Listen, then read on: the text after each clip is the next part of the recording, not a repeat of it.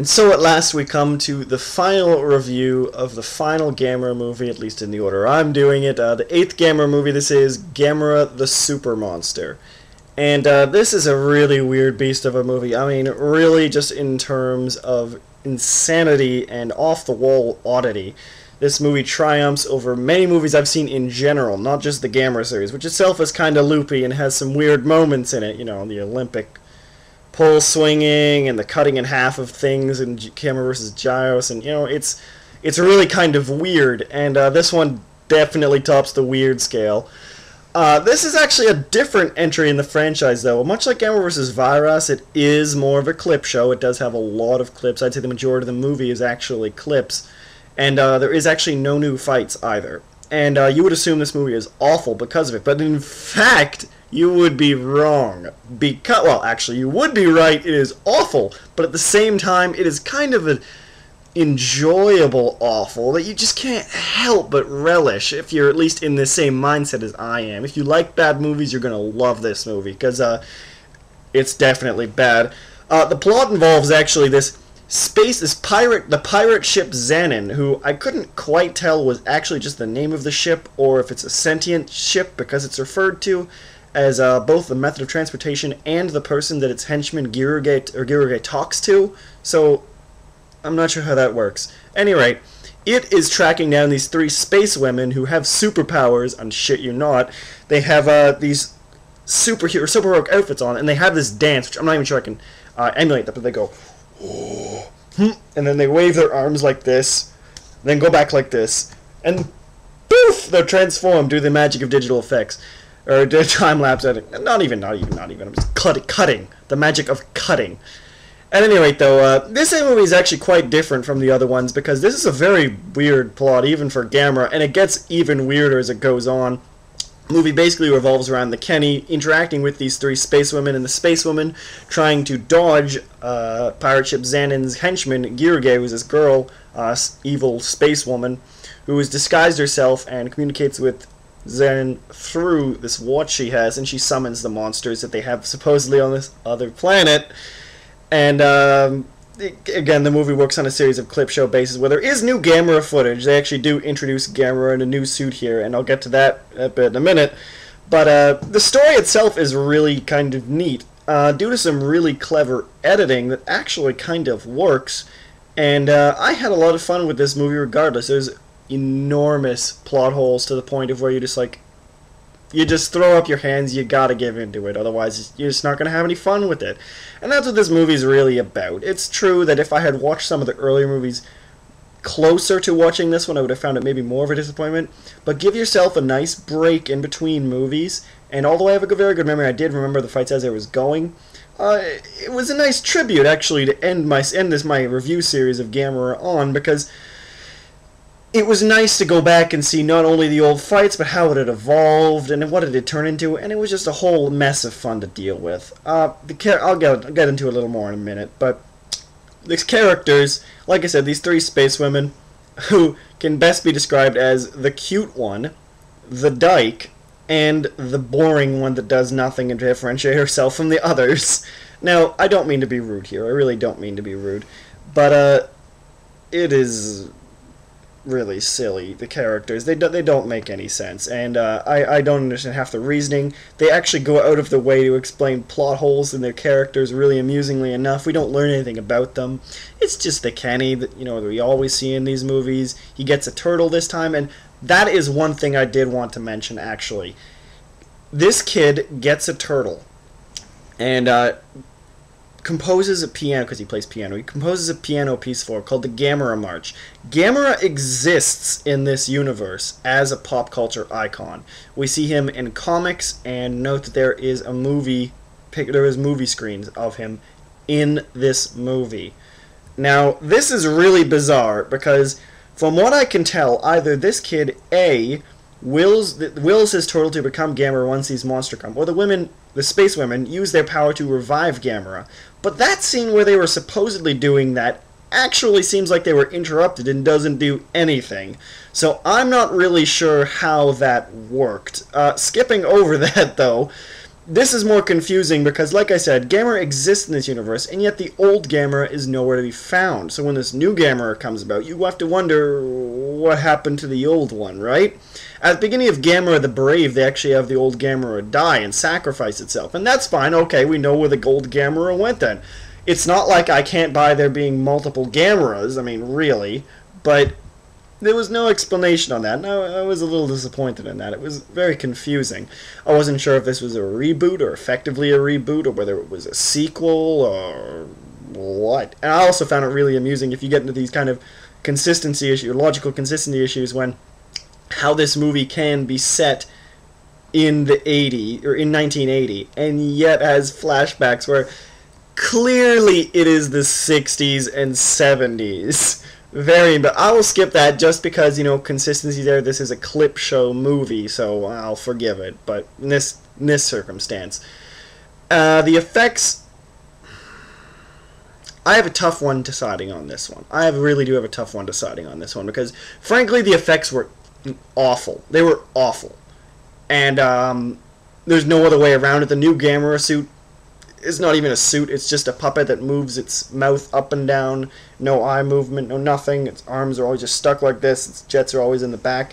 It's horribly disproportionate to all the other Gameras, and its size changes even without the clip show, but it's just horribly disproportionate to the other Gameras, and it just looks so cheap. I mean, I can't even describe how cheap it looks, but I mean, the Gamera vs. Gyron, all the old Showa era Gamera suits at least had fluidity to them. This doesn't even have that. It looks just like a paper mache turtle. They've painted green. It's just solid green now. There's no variation in colors between the shell and the skin. Going and it's absolutely awful.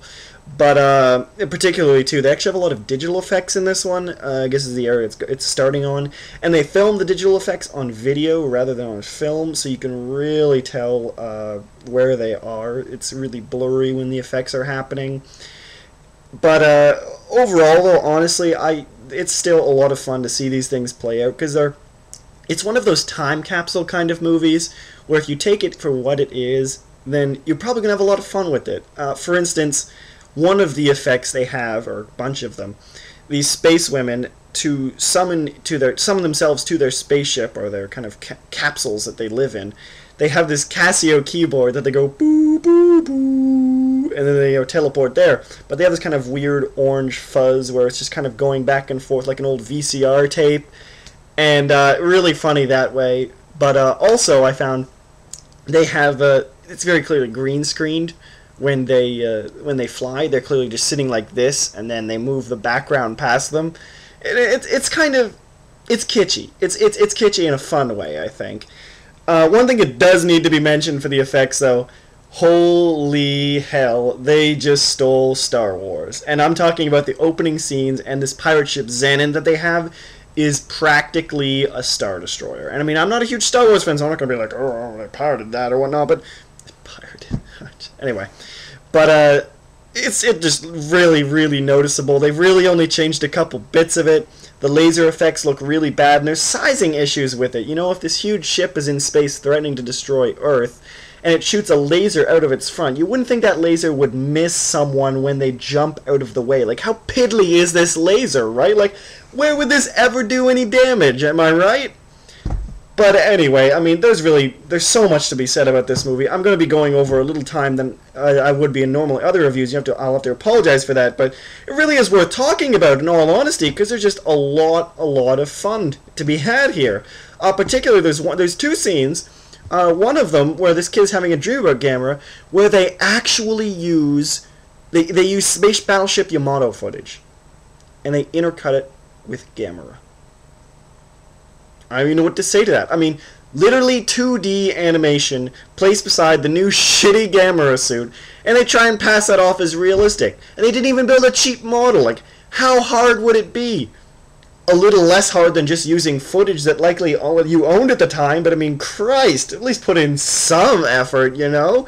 If you're not going to have any new fights, where is this money going? Your new fancy digital effects, perhaps, who knows? Anyway, though, there's one other one that I actually want to talk about in a second, too. Anyway, I apologize, by the way. I cut off there because I just wanted, because the video player I use only allows for 10-minute gaps. I really got to fix that, I know. But what I was saying, though, is that there's two scenes, and the other scene this happens, you think to yourself, once the kid wakes up, okay, maybe the 2D animation was just a dream, even though that's really crazy, because not only would Japanese audiences recognize Space Battleship Yamato footage, but it's just ridiculous anyway to blend live action with 2D right up against it. But there's this other scene later in the movie where they blend Gamera with Galaxy Express 999, and if you don't know what I'm talking about, I apologize. You can look it up, you can Google it. Basically, it's a space train. I've never fully seen the series myself, but again, Japanese audiences would more than likely recognize this, specifically kids, because they are cartoons.